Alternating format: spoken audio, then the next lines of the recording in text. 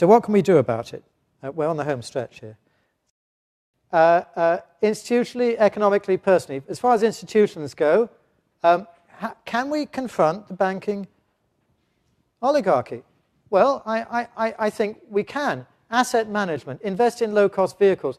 You can't really get them in Europe, unfortunately, because even Vanguard and Fidelity over here charge enormous fees. Over in America, they charge 8 basis points. Here they charge 150 basis points for a bond fund. It's ludicrous. But Legal & General, for example, have very good low-cost funds. And never buy a fund that has an upfront or an annual % fee. Just don't do it. Just have somebody that has an expense ratio that is low and that only charges for those expenses. And I bang on about this. It almost makes me cry when I'm with my friends who don't have much money and who I see wasting it on ridiculous kinds of investment companies. Private equity, the 220. I'm sure you all know about this. Give me your starving billions. Give me $1 billion. I'll only take 2% of it in fees, and I'll take 20% of the profits, and you can have all the rest. Or if I'm Bain Capital, I've done very well in the past, so I'll take 30% of the profits, and you'll thank me for being allowed to invest with me. Why do it? Why? Why? It just isn't necessary. It's your money.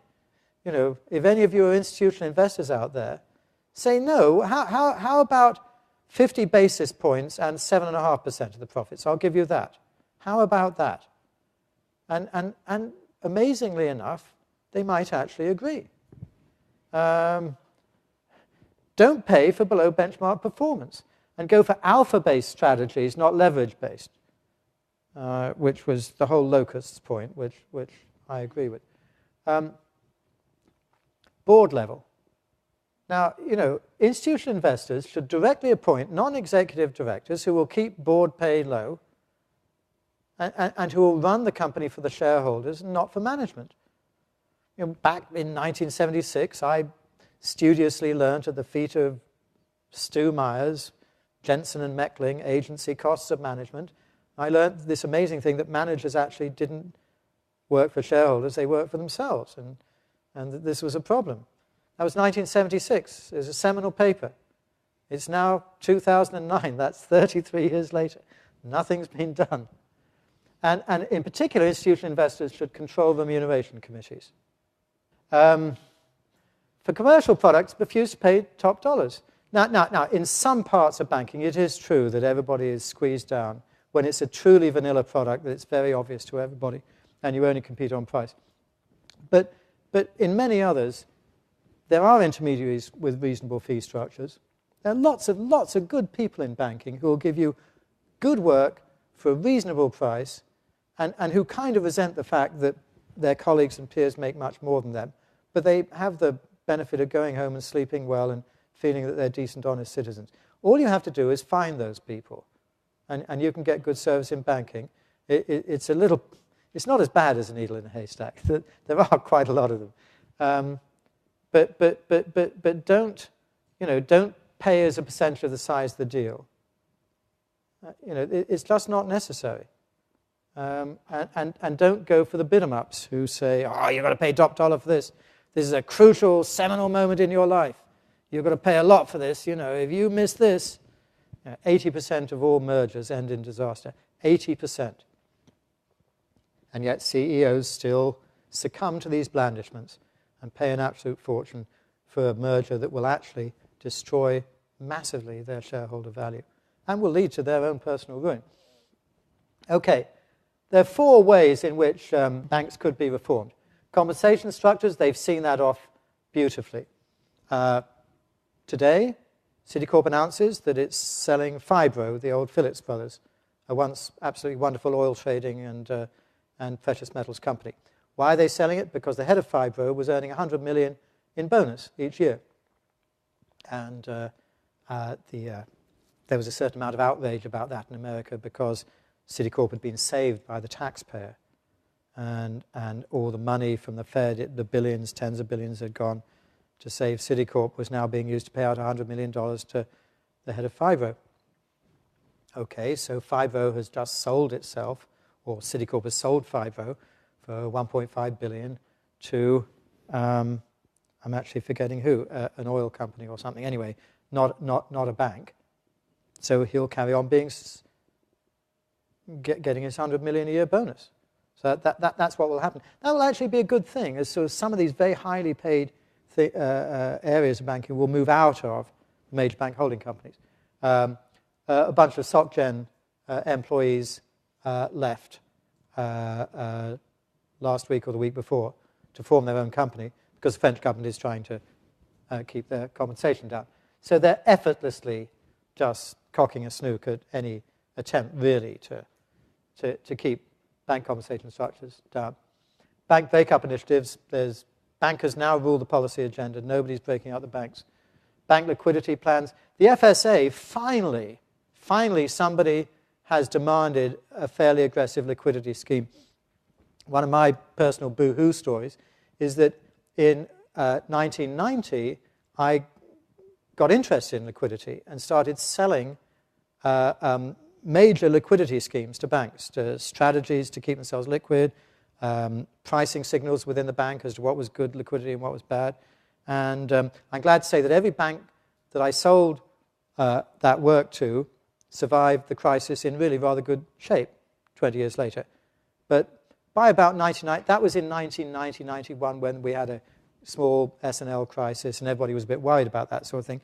From 1992 onwards, I never sold a single liquidity study into the banks, even though I think I and a colleague in my company were considered the real experts in the area. Nobody wanted to. And just now, the FSA is demanding a lot of liquidity planning and reporting. I'd be very interested to see how it works out in practice. But it's not happening in America, from what I can see. I don't see much coming out of the ECB at the moment, but I'm not the expert. Off-balance sheet accounting, there's been a wholesale retreat from all attempts by FASB and by the International Accounting Standards Board, all attempts to try and get more transparency into banking and to stop all these special purpose vehicles, to stop off-balance sheet accounting, to ensure mark-to-market. They've all been closed down. And that actually, the European Union has, in my opinion, behaved pretty badly over that. Because if you don't have transparency, you cannot possibly know what's going on. So breaking up the banks. Here are the 4 areas that banks could be broken up into. This would be more what it was like in Glass-Steagall times. You'd have retail banking, and that's the thing that you have to guarantee deposits on. You know, maybe up to 100,000 or whatever. And that's fine. And as long as you manage that so that what they do with the money the depositors deposit is not too risky, that's fine. That was able for decades to do fine. Investment and merchant banking in one box, trading in another box, and you've got to have a line between the two. Otherwise, you know, the traders are just trading on what they know is going on inside the investment bank.